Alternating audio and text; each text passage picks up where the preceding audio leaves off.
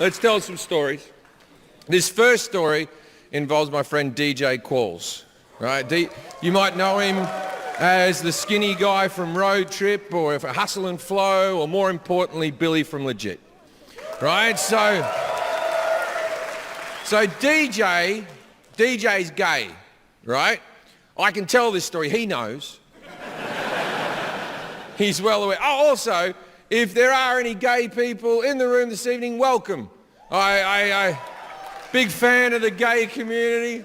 I've always been pro-gay. I studied musical theatre at university. I grew up in Sydney, one of the gayest cities on earth. Me and the gays, we're down. In fact, I'd say I'm an advocate. They have not said that. I like the gays, I like the LGBTQ community. I like them all. I like the L, the B, the G, the T, the Q, in equal measures. I don't even have a favourite. I like them all equally. I support them all equally. As individual groups. I do not support them as a collective group. Because they have fucking nothing in common. You have one bloke who's like, I like sucking dicks. And another guy goes, I want to cut my dick off. We should be a group.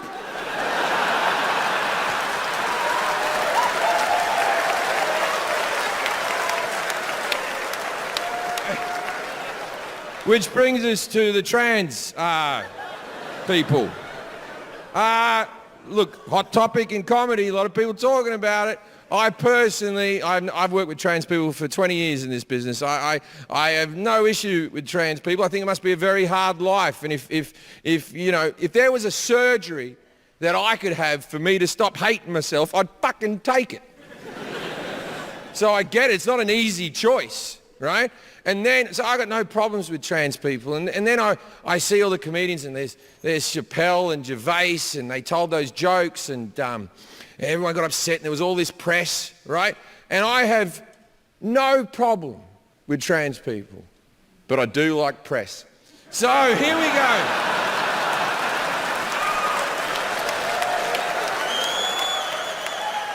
As I said, I like trans people. Do you want to know why I like trans people? I like anyone who's got a good story. If we're at a party and you tell me you've cut your dick off, you've caught my attention. I'll sit and chat to you for a while. I feel like you might have some tales to tell. Can I empathise completely with a trans person? I try to, but I can't really, because I'll never know what it's like to hate the body I'm living in. So, oh, hang on, I do. I've never understood this argument. I hated the body I live in. That's like 98% of us. 98% of us get out of the shower and see ourselves in the mirror and go, oh.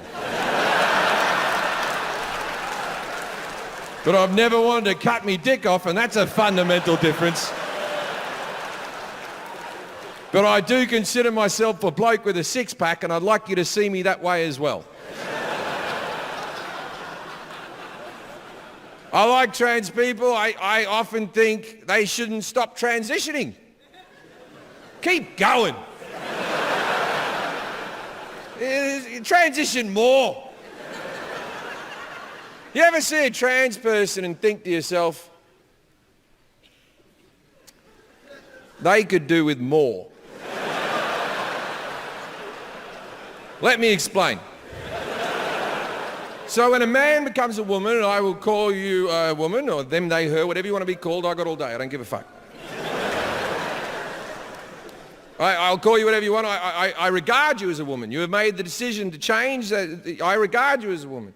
So the surgery, they have to do this, right? The first thing they do is they take the hormones. It lowers the bone density, raises the voice a little bit. Then they go get the surgery. So the first thing they do is they cut the dick off and they put that on a plate. For the life of me, I don't know why people laugh when I say you put that on a plate. What did you want me to do in this scenario? They cut the dick off and they chuck it. Of course there's a fucking plate.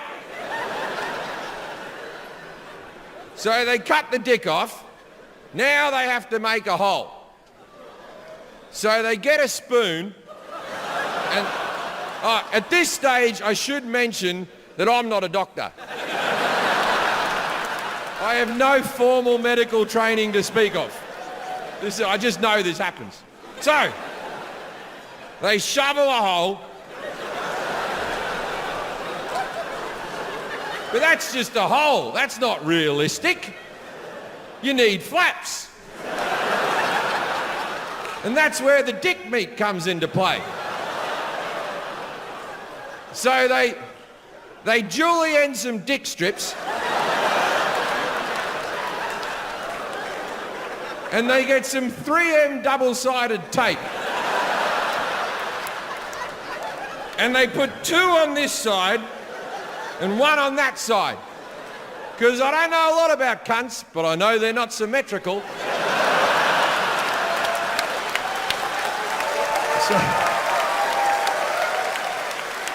So then they've made it, right? That's all really, that's good now, it's good. So then they grow their hair long, they make sure they're clean shaven, right? Then they get the fake tits. Now here is my problem where they don't transition enough. They always get perfect tits. Believe me. They always get perfect tits. And that's not the real female experience. They want to be a real woman, they got to get one titty slightly bigger than the other. And a nipple covering one for no reason. You do that, you can play any sport you want, I reckon.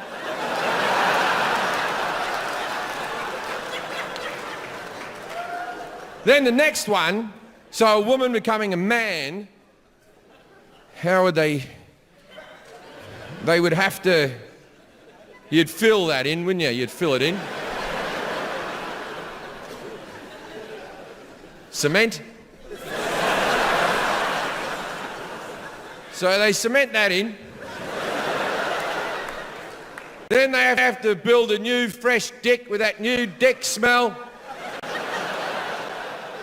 That's what all the excess dick bits. They build a new dick, beautiful dick. You'd ask for a good one, wouldn't you? You wouldn't go small, you'd go, give me a nice dick. Then they take the hormones, they always grow a beard, I'd grow a beard too, I understand that completely, right? They cut off the tits. But they always hair. That is not the real male experience. If they want to be a real man, just one of them, just one. Shave the horseshoe shape in. And grow a bit out the side and fucking whip it across. Because they'll never know the full pain of male pattern baldness. It's fucking killer. If you watch my specials from beginning, I think I've done 9 or something like that, you watch them, I get hairier and hairier as I go along. Because I've had a transplant. I've had I take a tablet every day for the last 15 years to keep my hair looking this fucking shit. Right. Every day I have to take this tablet every single fucking day, and if I stop taking it, my hair falls out right away. Got to keep taking it, got to keep taking it. But I can't take it every day anymore, I have to take it every 4 days. Because if I take it every day, my dick doesn't work. So I have a couple of options in life. Either I have hair and I can't fuck anyone, or I'm bald and no one wants to fuck me.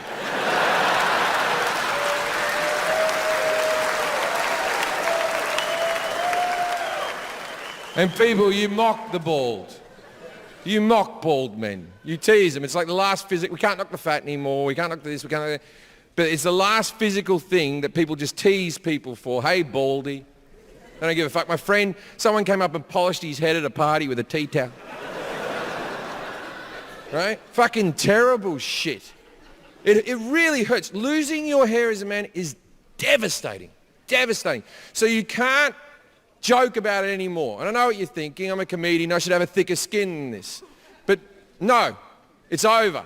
You cannot knock or tease male pattern baldness anymore. And these are your rules, not fucking mine. And I'll tell you why. I'll tell you why. Because one woman once had her baldness mentioned in jest. And you all lost your fucking shit, didn't you? Fuck Jada Pinkett Smith and her bald-ass fucking head. I have zero sympathy. I hope it never grows back. She has it easy. A woman losing their hair is easier than a man losing their hair. And I know you don't think it is, but it fucking is. First of all, sympathy out the fucking wazoo. They get called brave. Sir, did anyone ever call you brave? Not fucking one, not one.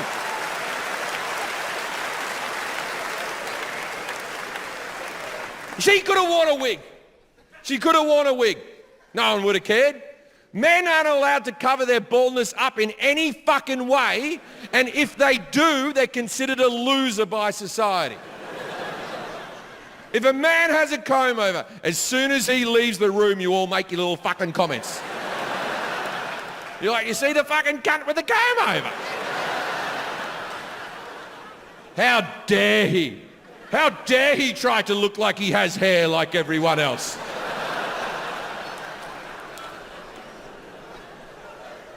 Not allowed to wear a wig. If a man wears a wig and he's found out, that's fucking, there's no country you can move to.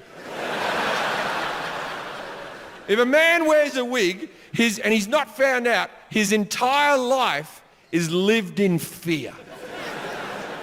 All day he's like this. Oh, for fuck's sake. The weatherman said it wouldn't be windy.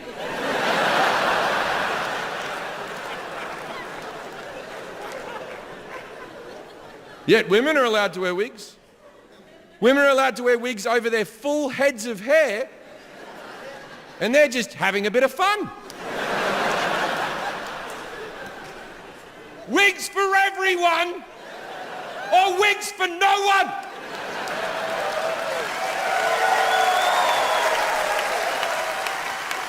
While I'm at it, fake ponytails, hair extensions. If you can't grow it, you can't fucking have it. Do you know how disgusting it is that we have a portion of our society with hair who are allowed to wear wigs when the bald is not? That is the equivalent of a woman who can walk getting in a wheelchair and wheeling herself up to a legless man trying to crawl his way home from the pub.